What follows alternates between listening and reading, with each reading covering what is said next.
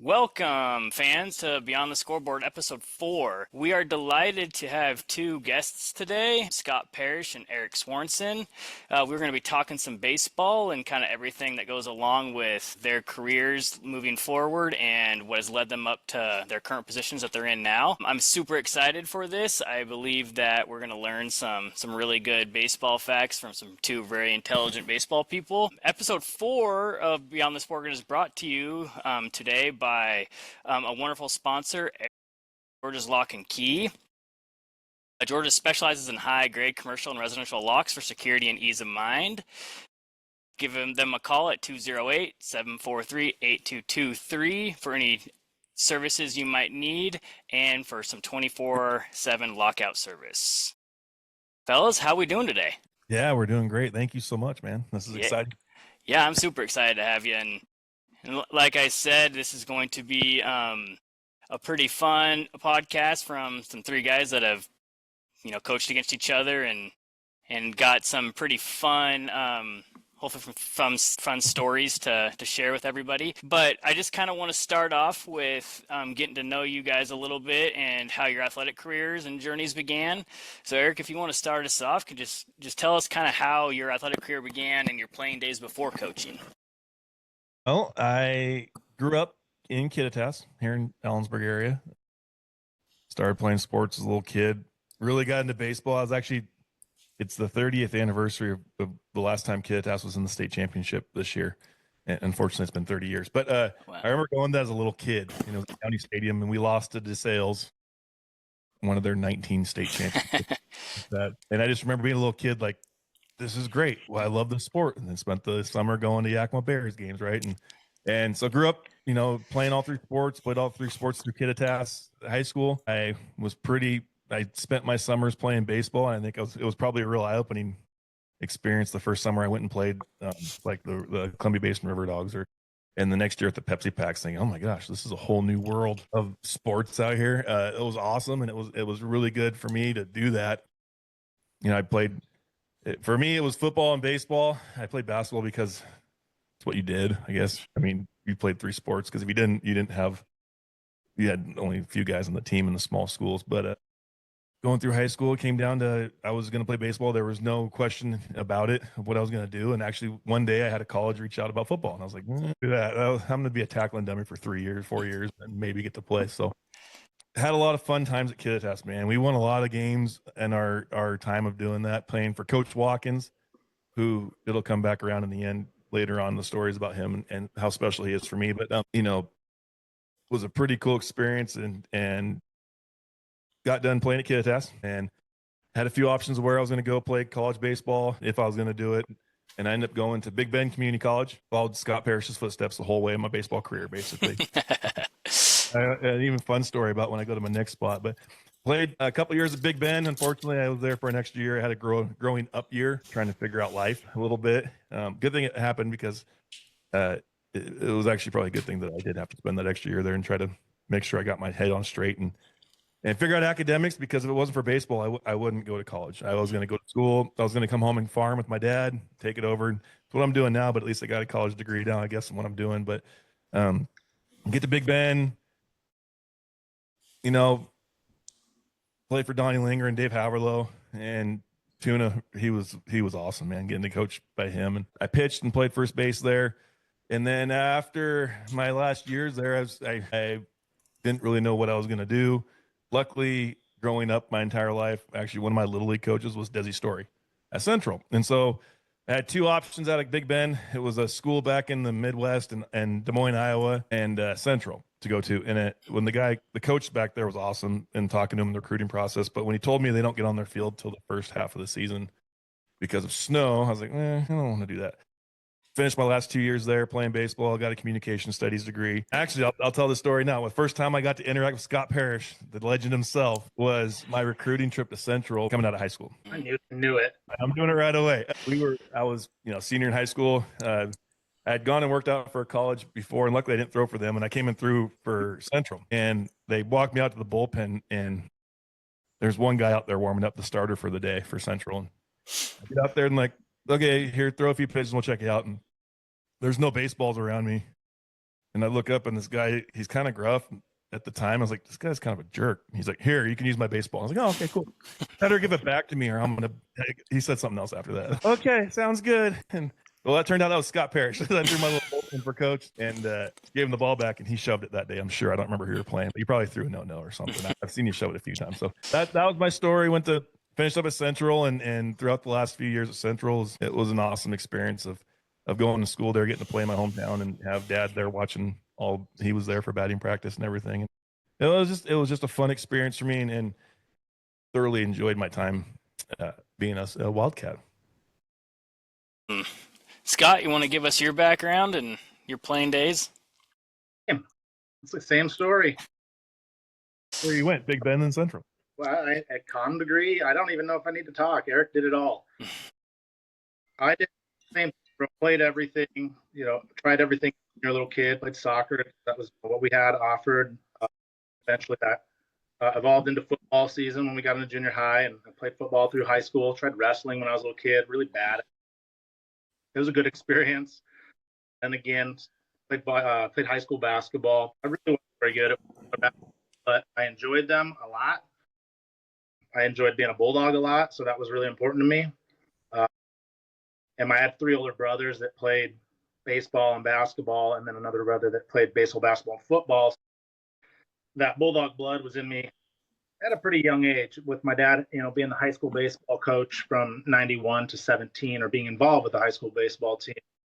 So I was those are the things I got excited about, going to state basketball tournaments, going to Moses Lake, state baseball tournaments. Those were our vacations when when you're a busy family and white tournament and going to Tacoma Dome and stuff like that. So played it all. Obviously, I gravitated a little bit to baseball. It was better suited for a slow, non-athletic, not very strong individual. Could at least continue to progress in that sport and not get overwhelmed. My dad was a big baseball guy, coached for 53 years, so we were pretty into baseball at our house, batting cage in the backyard, and that sort of thing. I also got to see all 3 of my brothers play college baseball. And so that was obviously, I gravitated to wanting to do that at a pretty young age. And having them around too was really nice because they kept me in check and made sure I knew that, it's not just going to happen. Like you got to get to work and there's things that you got to do and kind of told me where I was at, when I was in high school, things I needed to get better at and things I needed to improve on and get stronger at if I actually want to do this and not just show up and wear a uniform. Grad, not a ton of interest. To Centralia, Green River, briefly, St. Martin's, and then eventually it was St. Martin's, then Green River. It was the same coach. So that was pretty much my interest for the most part. And I believe that I was going to went to Central, and that's when I transitioned into a pitcher primarily, but I was learning.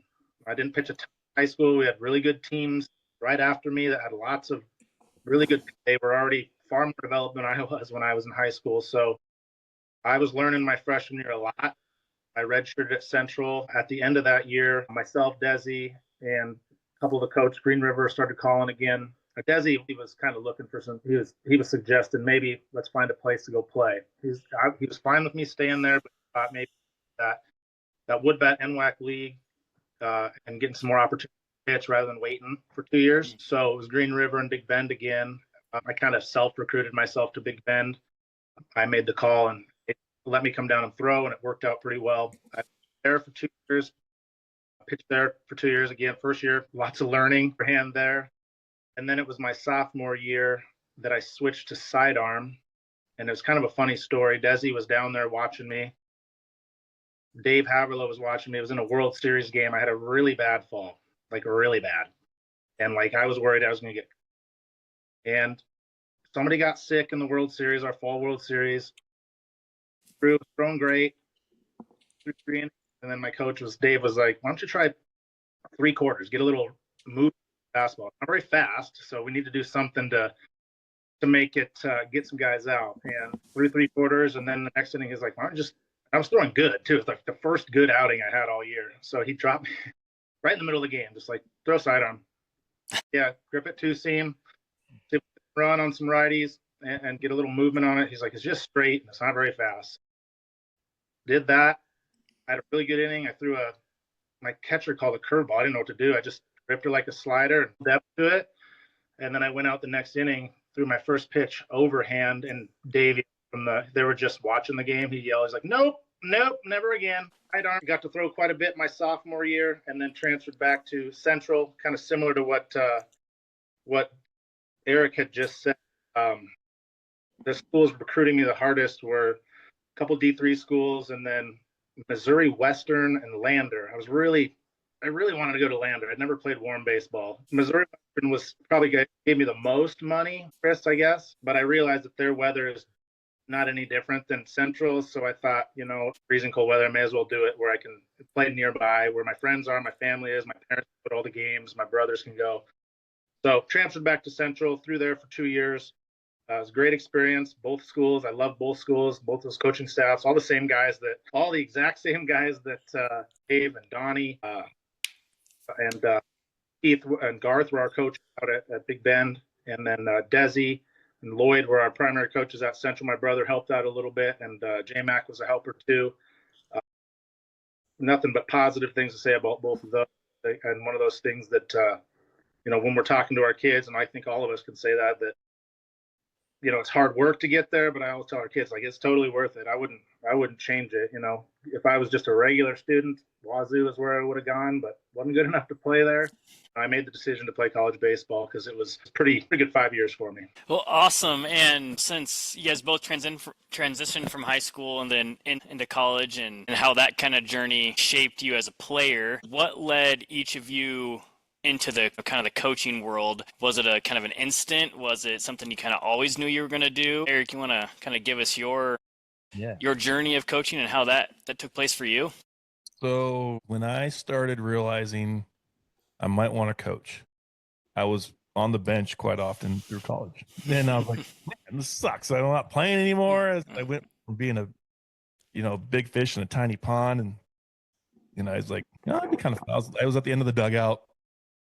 I like to think I wasn't pouting. I was probably sitting. I was hoping to try to get in the game. And pretty soon I got to thinking, I'm like, I wonder what those guys are talking about down there. And it dawned on me, like, well, obviously I ain't going to play much further past this, but I don't want to be done with baseball. And so I found myself, I started sitting closer to the coaches throughout the games. And when sitting next to, it started at Big Ben, and Donnie probably thought I was just being a creeper, but I would go sit next to him and Haverlow on the dugout. And I was just doing that to start listening to what they were saying.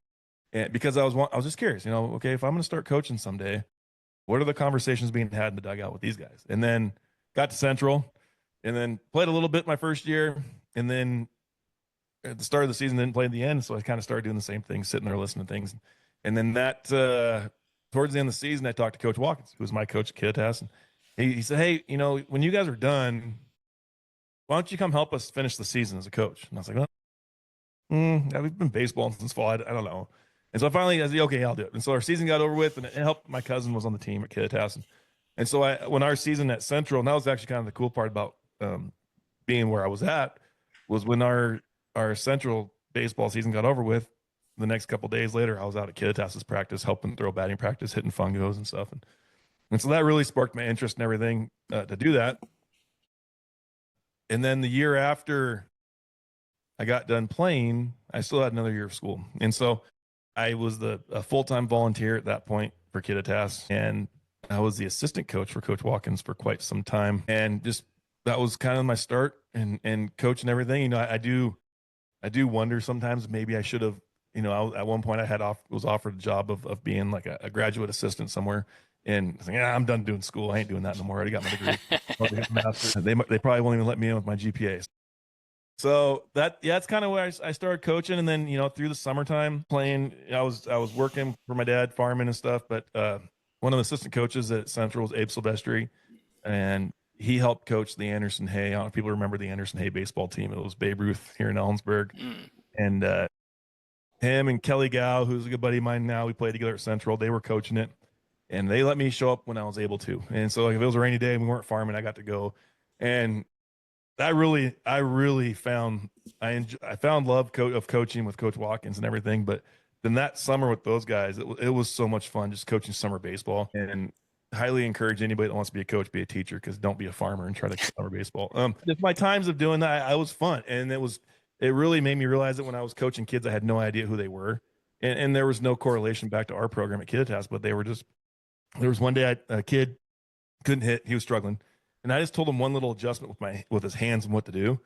And he hits a bomb in the next pitch. And he comes, he's like, "Oh my God, coach, dude."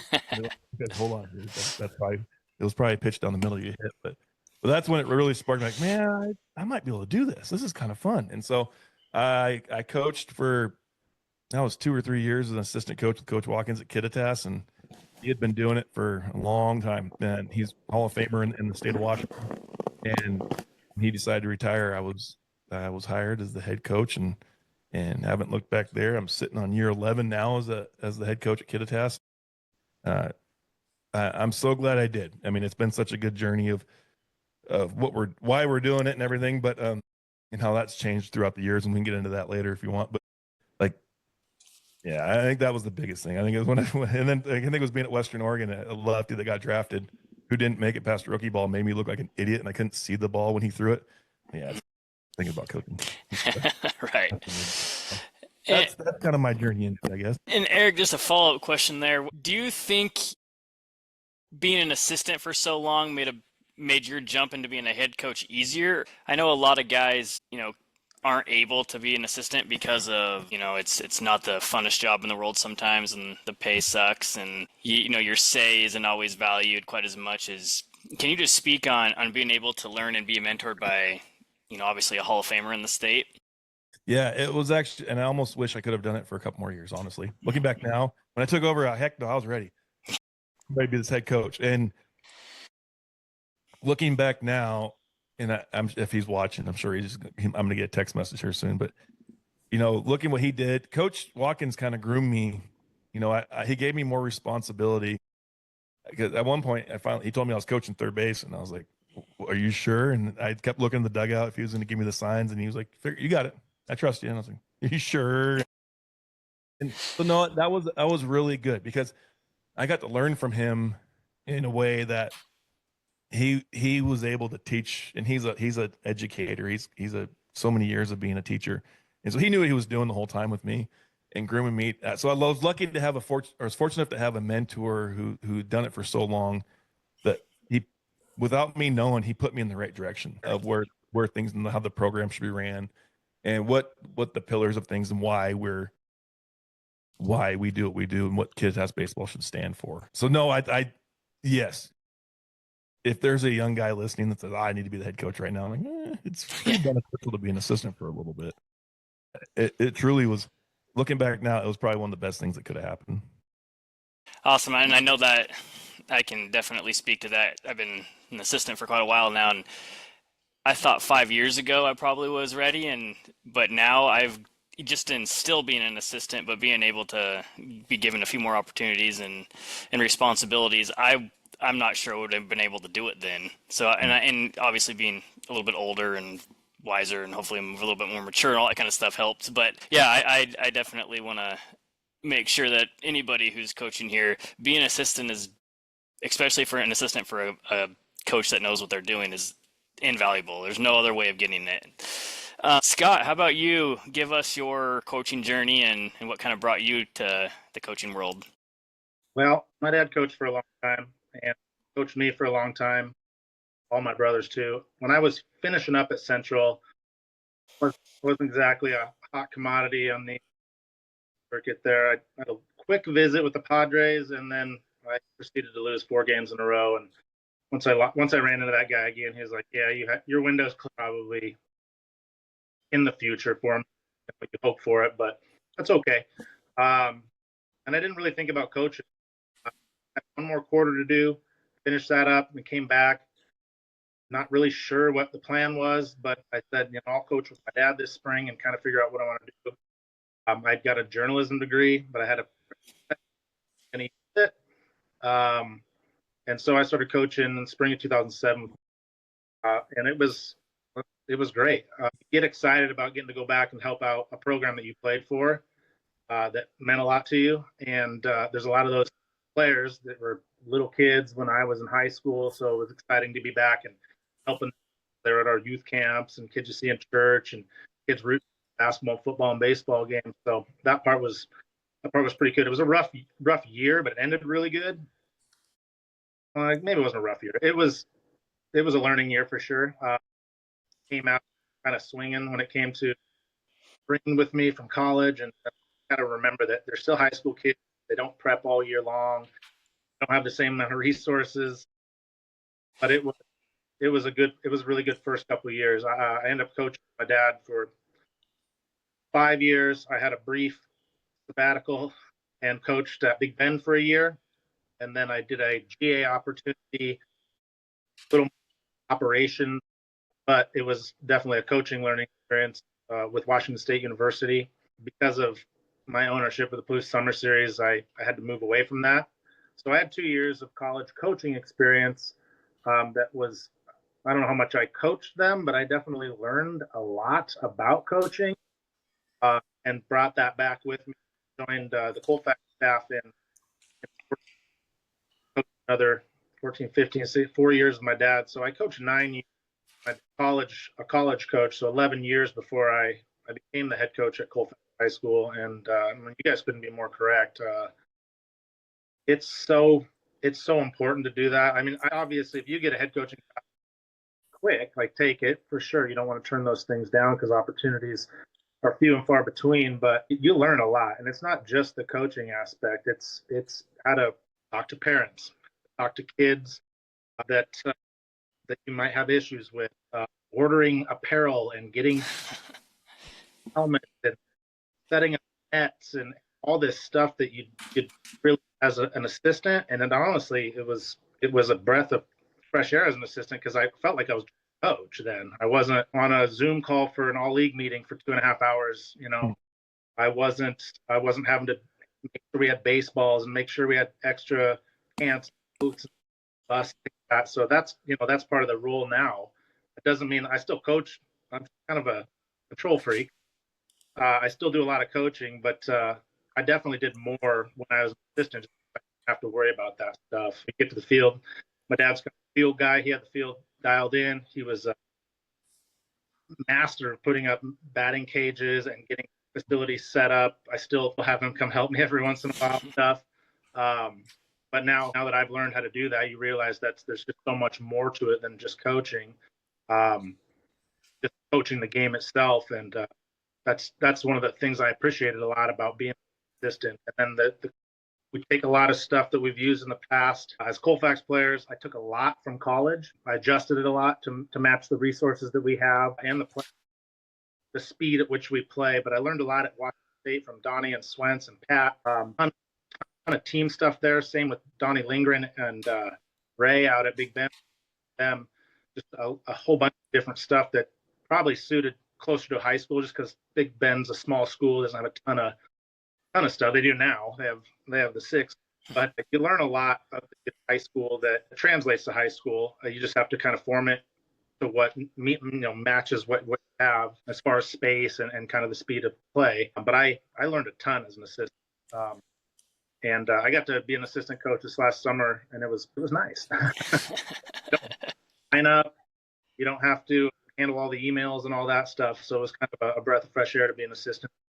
So, and again, I spent a lot of time this summer learning stuff from Coach. Awesome. Well, I know that we all three here have been able to be kind of groomed by Hall of Fame coaches and got to set kind of our standards and that kind of matches what we were taught. But this is a question for both of you. How much has the program changed, or how much have you made it your own now that you guys are head coaches, even though you did, get to learn from such a good mentor? Go ahead, Eric. A lot of it's very similar.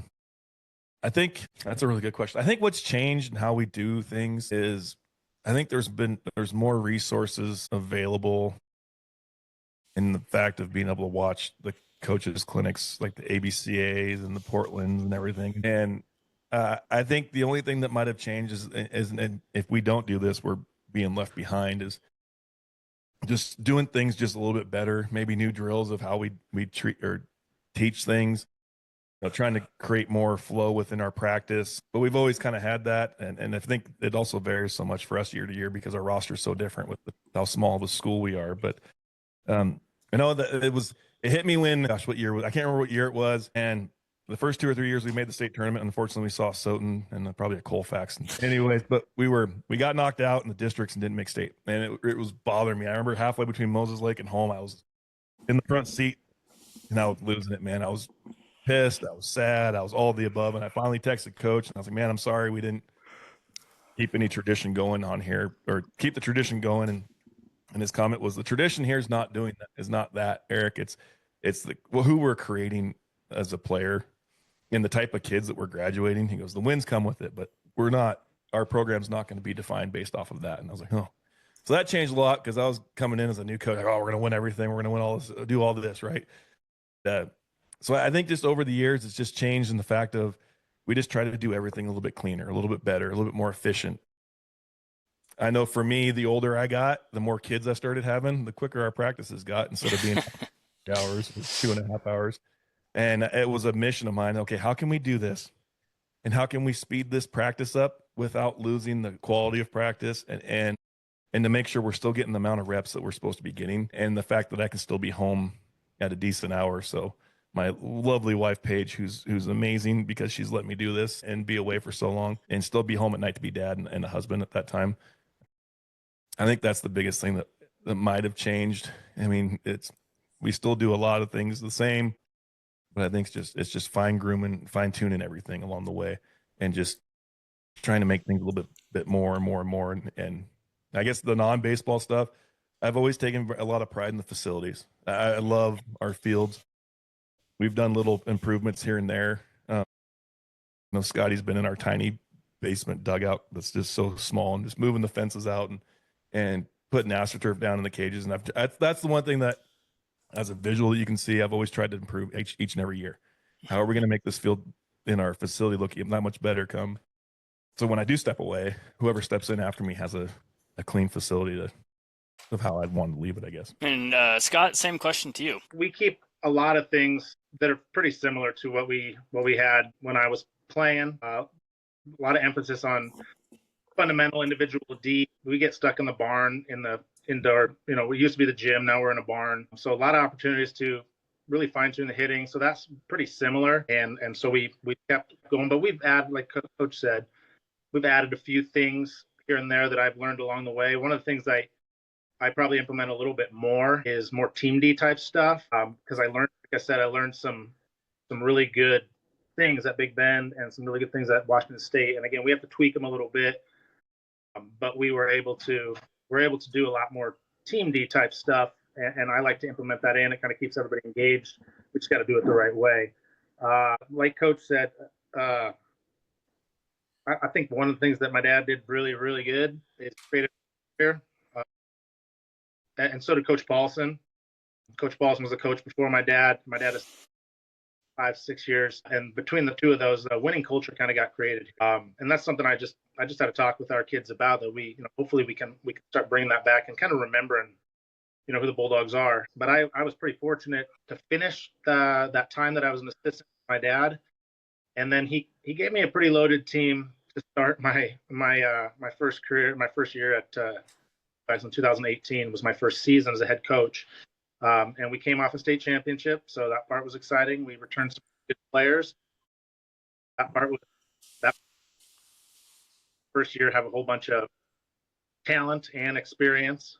Unfortunately, we ran into a 90-mile-an-hour fastball in the state tournament with the Mercado kid, but that comes with territory sometimes. So, but again, like I said, like most of the stuff is pretty similar. And again, on the field side, my dad was a field guru, and that park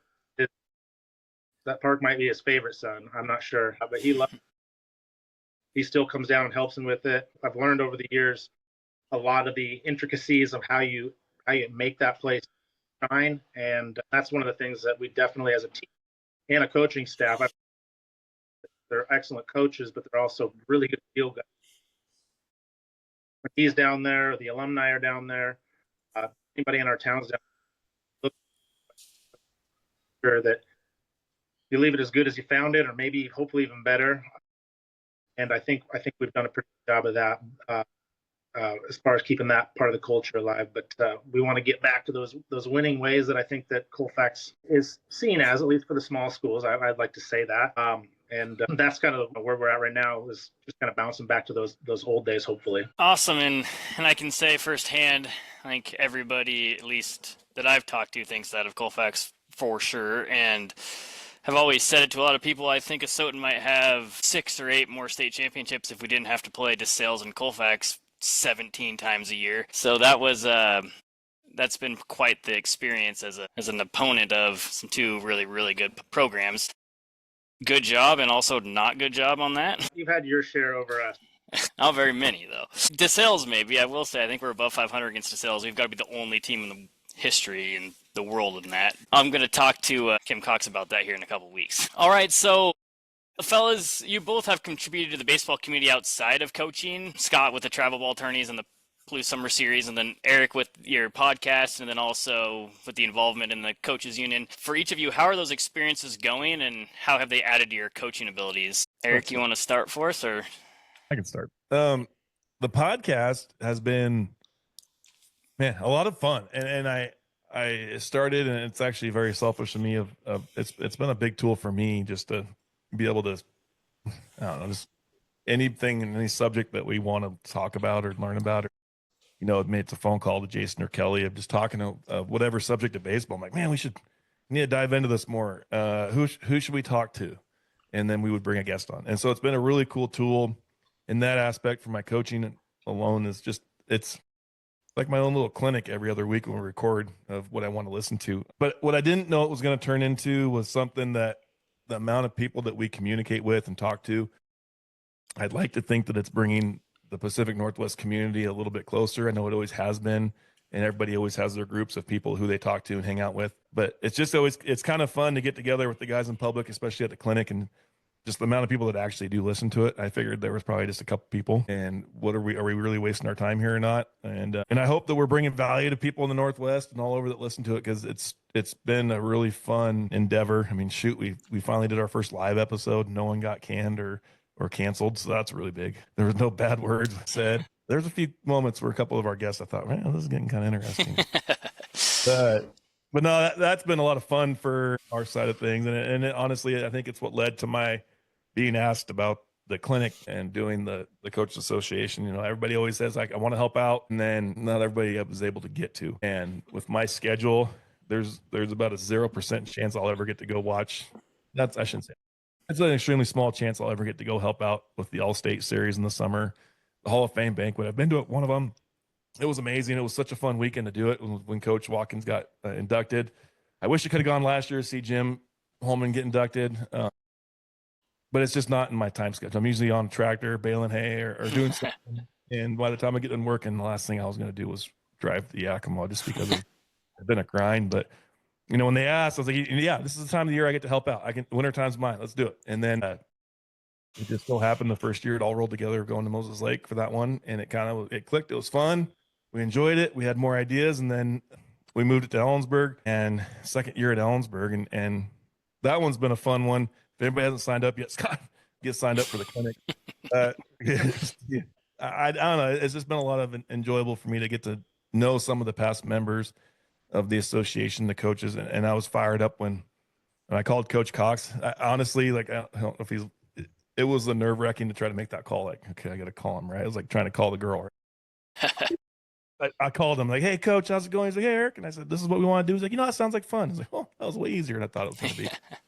And so luckily we got Coach coming, and you know, like I said earlier, growing up from not too far from County Stadium in Yakima, I spent a lot of Memorial Day weekends watching the DeSales Irish do the thing, and I've always wanted to play and beat them there, but we never got that opportunity through my era. But yeah, no, I just hope that we're trying to make it a better place for everybody else, because, you know, like we've talked about I talked about with my teams, we're renting the seat, and I'm just trying to do my part of this to help somebody, if it's one or two people in the coaching, and I don't have much to offer. Hopefully something for this has been kind of a fun journey. Yeah, well, I can imagine how intimidating that call to Coach Cox was. Every time I walked up to him to say hi to him when he would come to our place, something was like, God, I can't tell if this guy's pissed at me or not. I've always had pretty good relationships with him. I've actually he kind of half coached me a little bit when I was younger. I would go and visit my aunt and uncle in Wall Wall all the time, and I went and hit with my cousin one time, and then all of a sudden he was there trying to figure out what my situation was, and I was about eighth or ninth grade. But anyway, long story short, I was surprised to see that he accepted the fact that he's going to talk. I wasn't sure because it doesn't seem like he's super into public speaking, but I cannot wait. There's not very many people in the world that I would like to listen to talk about running a program than him. So kudos on that and getting that done. That's awesome. And that I think that goes to a lot of people. First off, don't be afraid to ask. I've heard people talk about that with their trips to the ABCA, and I hope I get to go there someday. But like, man, they're just a human being, and I'm like, no, they're not. He's won 9 titles. Like, that dude won a lot of baseball games, and so I think it also goes back to just the type of coach you are and how you respect other coaches throughout your career. I had some pretty cool interactions with him at the time, and I can just if I would have been the arrogant, I'm the new head coach at Kittitas kind of a guy, there's no way he'd be coming to Ellensburg in the next coming week or two. And I've always been the very humble in that aspect of things. And so we talked about who we're gonna some people to get to come help out with some of the clinics. I'm like, yeah, but they got to be a wee guy, right? They got to be humble about how we're going to do this type of thing. And that, I think that's just growing the connections that you are. And I think that's the coolest part about the connections that we're growing in this thing and that I have throughout the podcast is just my Rolodex is getting bigger, and it's helped me as a person in these aspects. And it's also helped me as a coach with trying to find information. Well, the clinic is awesome, and I thoroughly enjoy your podcast. The Fungo Banner is awesome. I listen to it all the time and even chimed in a little bit on the live thing there. So congratulations on that. Like I said, it's a joy to listen to. Scott, you want to talk about the summer series a little bit? Yeah, absolutely. I have a pretty good Kim Cox story. Like Eric's, if you visit with him, he's a really good guy. But you're not wrong. There's an intimidation. It's not because he's a scary guy. He wins a lot. Those guys, you don't know if you want to go bug him. He's got a Ed Chef kind of like, but if you go pick his brain, he'll help you out for sure. Like 2015, back when we crossed paths it was all East Side, West Side in the state tournament. I always used to go out to Moses Lake and watch Eric's district tournament and take a look at Kittitas or Brewster or Okanagan or Gordon, whoever was out there. Myself and my dad had a wedding, and I didn't tell my dad this because he would have been like, no way. We look like we don't do our own homework. So I sent my own email to Coach Cox and asked him if he didn't have any problem giving me a little breakdown on Okanagan. And within the hour, he had a full scouting report. He sent over all the stuff that they had. This is a little before Game Changer, so he get it all, screenshots of everything. And then at the very bottom, he's like, you don't read into that, read this. And he told me, watch out for these two guys, this, and this. He's like, your team does this really good. And he had no problem, giving us exactly what we needed and the help that, it helped us a lot actually going into that game. That was against Okanagan, and he gave us a really good breakdown on their team, their strengths, and where we matched up our strengths against them. And it was pretty incredible. And like you said, you don't want to bug those guys, but they're baseball guys too. And he's a family guy, and he's coached every sport. And I'm super excited to hear him talk because he did all that success at the B small school level, and that's what we're all hoping to do. I don't know if we'll ever get 19, but 1 or 2 wouldn't break my heart. So I'm excited to hear him talk and just catch up with him again after seeing him here and there the last couple of years. It's gonna be good to see him again. As far as the Pooch Summer Series goes, what it's done for me personally, the space of the connection that I have in the game, it's like pretty incredible.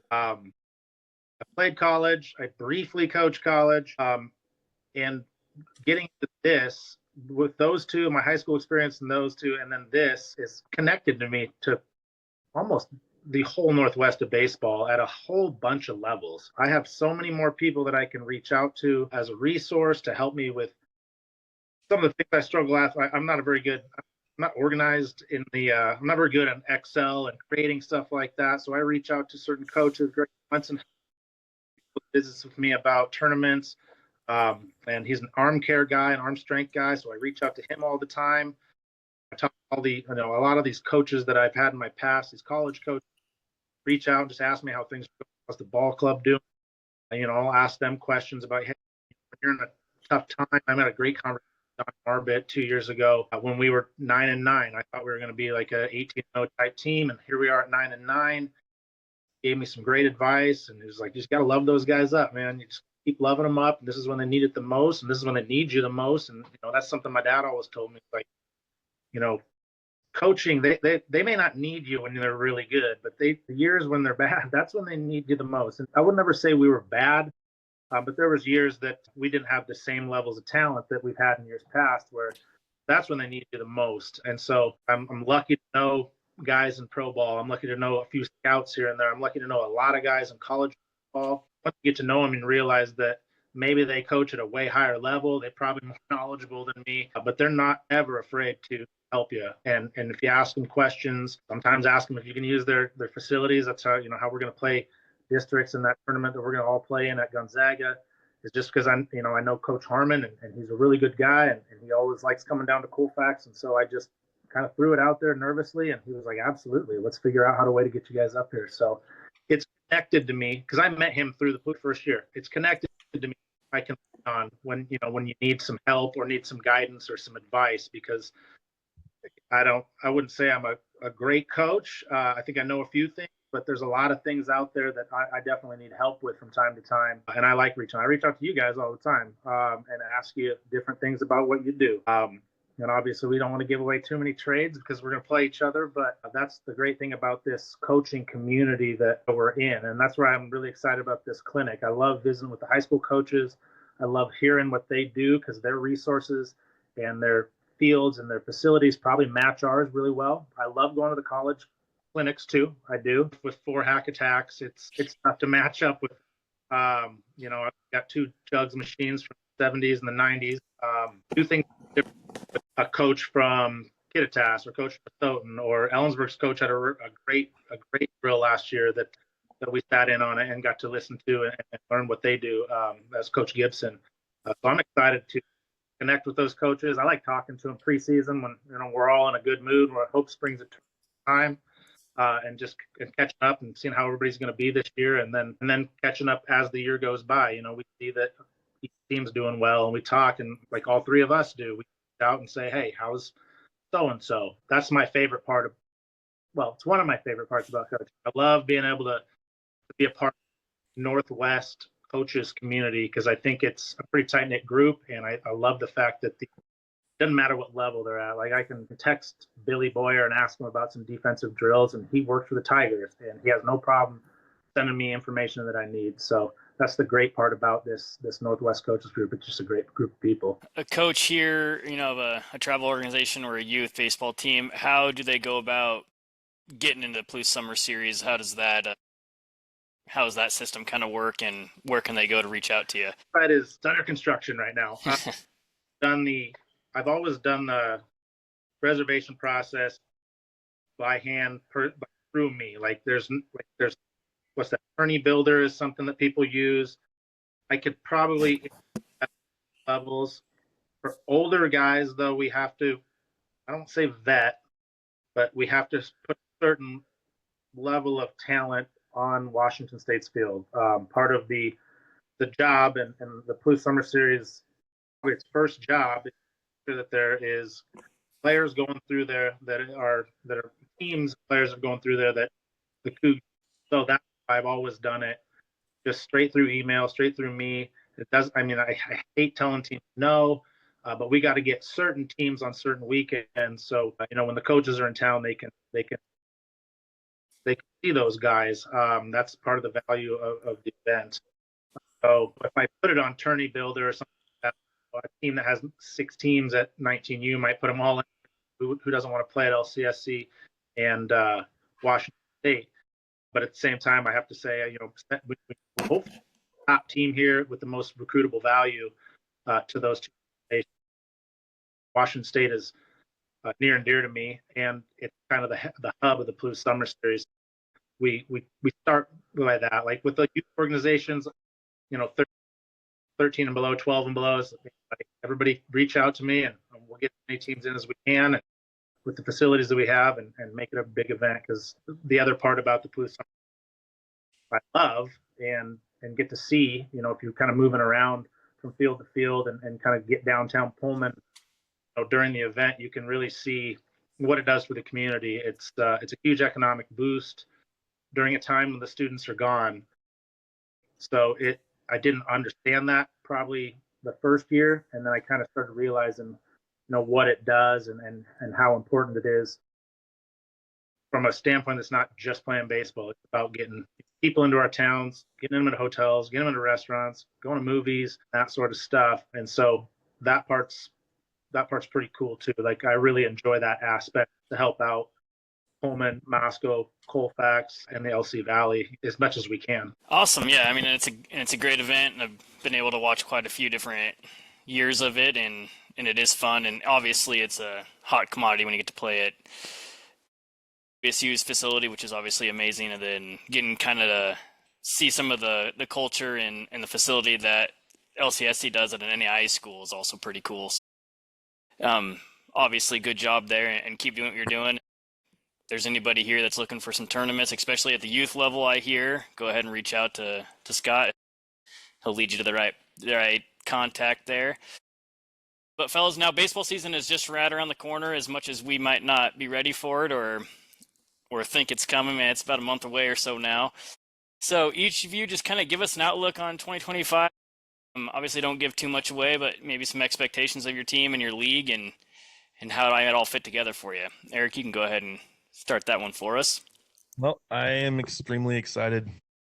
Not very often we only graduate one and have the majority of the team back. So I'm pretty fired up about that, and to have a younger team. The last couple of years we've had a really young team, and I'm excited that they're all a year older for more reasons than just their baseball ability. We've all coached the younger teams. No, man, I'm excited. We have a group of baseball guys. It doesn't always happen from where we're located, but the guys that we have, they play baseball in the summer. They eat, breathe it. You see them just walk in the hallways. They're wearing baseball stuff, and so that always makes me excited. We've kind of had to battle with some of the times that we've had basketball only guys, and we're at the small end or the bottom end of the B ranks. I mean, I was looking at our numbers. We're down that 130, 135 mark. So that I'm pretty fired up for this year and excited to see where the guys can take it. We have a good non-league schedule, and I'm excited to see where we match up with this whole thing. We'll see. I guess we'll see how they're a bunch of 16, 17-year-old boys. Sometimes don't know exactly. How about Colfax there, Scott? Excited. You're never ever fully ready. We've already started getting things going. We got our hitting facility. We're in the sheep barn at the fairground. It's not warm, but we can get our work done in there. So that's set up, and we have first of two meetings. We can have two. Just make sure nobody thinks I'm out of compliance here. We can have two preseason meetings. So we had a first one yesterday and visit a little bit about make sure it's down rough, which everybody can go. All athletes can go use it. So we open that up once or twice a week. I've given them a generic throwing program that they can hopefully incorporate. We do have a lot of kids that are multi-sport athletes, so that's a really good thing. We have a lot of guys wrestling, which I'm excited about. Create a little toughness. We have a lot of guys playing basketball. So between the both of those, they're being athletes. They're creating a competitive culture within themselves. Just playing those sports, and like similar to what Coach said, we have a lot of baseball guys that probably their first love is baseball. But we have a handful of guys that it's probably, but you wouldn't notice. They don't treat it like it's a second or third sport on their list. They show up and kind of give the same level of intent that they do at maybe football if that's their favorite sport, or basketball if that's their favorite sport. So that part I love. I love, like, one of my favorite things we don't often is I like having a quarterback play baseball. There's something about it, and same with basketball. I like the guys that are basketball players, the guys showing up and participating in our program, given that same level of hopefully a championship type effort. We lost pretty pretty good. We lost 3 seniors. 3 of them were very integral to our program for a lot of years. 2 of them started for 3 years, and the other one started for 4. So we're going to miss those guys. They're all really good players. 2 of them are off, with their college careers right now, which we're excited about. But we have a really good senior group coming in with a lot of experience. Really big junior class that's pretty tough. And then the freshman and sophomore class are both really good as well. And we're excited to see what those guys contribute, because we'll probably be a team of, I'd say all 4 grades are probably going to be represented pretty well in the at the varsity level, I would guess. Again, we got to see some things out, and you never know how big a kid's going to be when he comes back. But we're excited about that. I think we're going to be a pretty good team. Our league is really good. Don't need to tell you, but I know that Soton's going to be tough. Now they're going to be really good. The North has got those same 2 teams that have always been good, and I think there's a whole bunch of teams that are really a ton of improvement. Like I expect Reardon's going to be good. I think Liberty's going to be good. I think LRS is going to have a huge improvement. I don't know anything about Newport, but I can't imagine. They got some pretty good players, and again, Kettle Falls is always tough. So I think across the board we're gonna have a really good league. I think I always talk to Coach Holman and cross my fingers for as many opportunities to get into the state tournament as possible, because I think it's gonna be a double league. There's a couple teams that probably stand out, but I don't kind of anybody's ball game really. But having those 2 new teams in our league, it helped us with that expansion. But they're good teams, so that means it's another team we got to go through, or hopefully get a chance to go through. But I'm excited. I'm excited to kind of see this new league play out. I'm excited about our non-league stuff. We get to play Kittitas, and I haven't heard every coach I've talked to out there has said they're going to be tough. So we're excited to play Eric and his squad up at Gonzaga. That's something he and I have been talking about for matching up league at maybe a neutral site. So I'm excited for this season. We got lots of guys out, and like I said, they're moving in the direction of baseball a little bit. I don't want them to be all teams pretty solid. I don't want anybody derailing that. And our wrestling team is really good too, and so I want them to focus on that and use that to hopefully create a championship type mentality that they can carry over to baseball. I think we're gonna have a strong season. Are you both you guys realize? I mean, someone told me one time that, man, your football team can dictate how the rest of your school year can go. Do you guys do that with your? I mean, I noticed it, and I'm hoping it, because our football, whatever, but our basketball team's starting to win a little bit within our region. I mean, how awesome is that to have your baseball team? And that's the love of the 3-sport athlete, is they're competing. That's what you're trying to do, right? Like trying to learn. I always thought football sports in general, but I only boys side, that football kind of sets the table for the year. I don't know if it's it seems like when we're good at football, we're usually fairly good at baseball. It's not always like that, but if you look back through the history, there's a lot of years where the football team a little bit. Obviously, we would like to be 3 across the board, and then all the other sports as well. But there seems like something like that. But I talked to Coach Kofer. Something he said in the meeting this year is like football, volleyball, and cross country, and those fall sports can really set the table for your school year. And I think you're right. Yeah, and our football team had a really good year, and the best part about it for me coaching both is, I don't know, 90% of those football players play something other than just football, and over half of them, maybe a little more than half, are pretty important parts to our baseball team as well. So being able to kind of create another dynamic with them that's outside of baseball has been really enjoyable last couple of years. But yeah, I totally agree. I mean, the more you win, no matter what sport it is, they kind of start to expect it. And I'm excited to see, because we were pretty decent last year in baseball, but we were also really young at some kind of important spots. And we had some guys that played every down of football this year that are going to have to play nearly every inning in baseball. So I'm excited to see how their mentality has shifted from, I'm young, I'm just kind of doing this because, now to the expectation of you need to be good now. Like, you don't get the freshman kind of always just a freshman type deal. I mean, you're a sophomore now, you're bigger, stronger. We expect a lot from you. And our sophomore class is pretty decent in baseball. Same with the junior class, and every one of those guys that had the opportunity to start in football are going to have an opportunity to start in baseball, I think. Yeah, I mean, I think it's 100% true that the more success you have in the other sports, it just breeds winning. And sometimes that's the hardest part is teaching that. Great for the community, too. When one's good and the next good, all seasons having success at some capacity gets your community excited about everything. I thought we had a really good fall. They're having an awesome winter. Hopefully that, again, for our individuals, but hopefully, our community, that stuff, and embraces our sports as well. And they will. I know they will. I kind of get the Colfax has done fairly well fall and winter this year so far, and then hopefully we can carry it over. Absolutely. All right, fellas, I got a little rapid fire round for us here. So I'm going to ask you some questions. Just answer them as fast as possible. Kind of the first thing that pops in your mind. You ready? All right. Favorite baseball movie? Major League.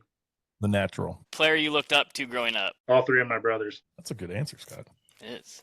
Makes mine very super. I'm Griffey. Best ballpark you've ever visited? Mac Park, Colfax. Come on. I haven't been to Colfax yet, but oh god, that's a good question. Pro or just any ballpark in general? Anyone? I don't know. Non-pro, I'd say I love Carlin Field and Sela, man. Oh yeah. And I love both of those places, and I love being at them. I love. If you haven't been there, and I know Scott has, but going to Orfino's baseball field's pretty awesome. Like when you walk into LC State, it's just kind of like a aura of what this place is. It was so cool to be in there. And they've made a lot of really good improvements to it lately too. So it looks awesome now. Not that it didn't before, but there's not a 14-foot gap going down right field line anymore, and big old jumbotron now and stuff. It always looked good, but now it actually plays good too, I think. All right, go-to motivational speech line. I think I know Scott's. Don't you have a shirt that says it? Take a breath. Yeah. Hey, you're right. Oh, I'm sorry. Game time, I'd say be slow to be quick. Yeah. One rule you would change in baseball. Yeah. High school, WIA, 16-team state tournament. 16-team state tournament and DH on both sides. Oh, they have that now, don't they? I haven't been paying attention. They do have that now, yeah. Let's call it the Scotty Parrish rule. All right, toughest opponent you've ever faced coaching-wise? God, Tri-Cities Prep. When Logan Mercado was throwing 90 miles an hour and had a perfect game and only was at 35 pitches and was 10 running us, and a kid comes up and goes, "Coach, can he throw game 2?" And I was like, good. Hope he doesn't.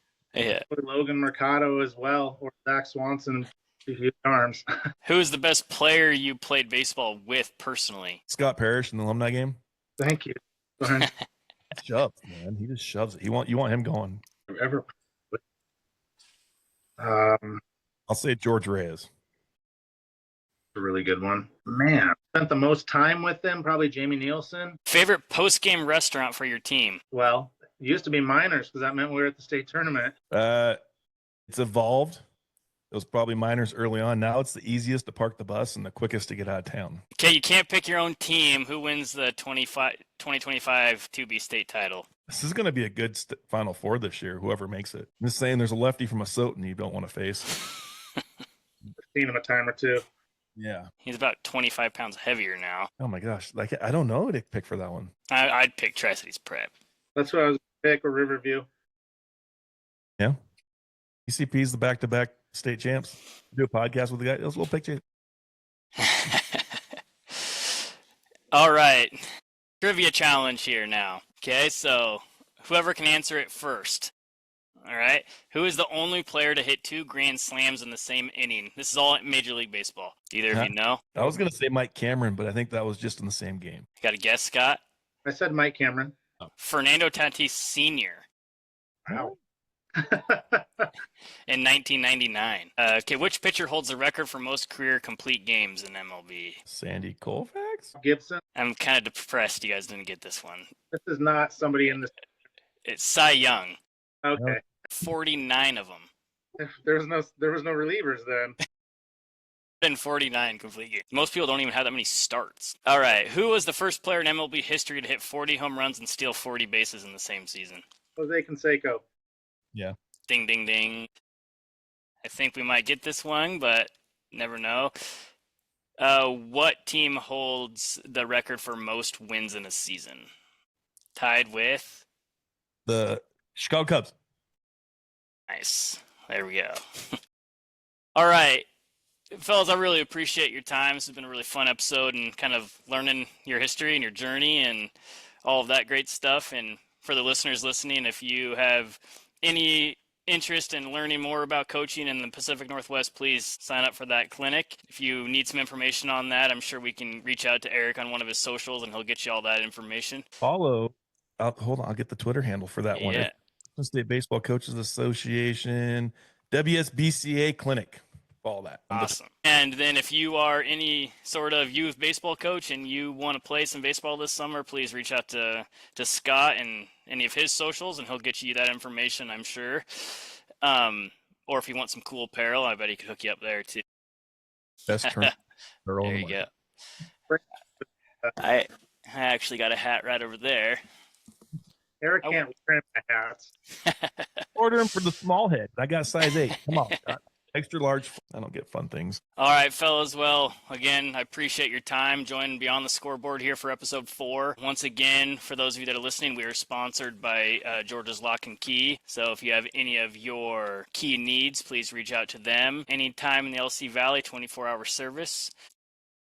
But I think that's it, fellas. I will definitely be reaching out to you guys here in the next little bit, talk to you at the clinic and all that fun stuff. And good luck in 2025.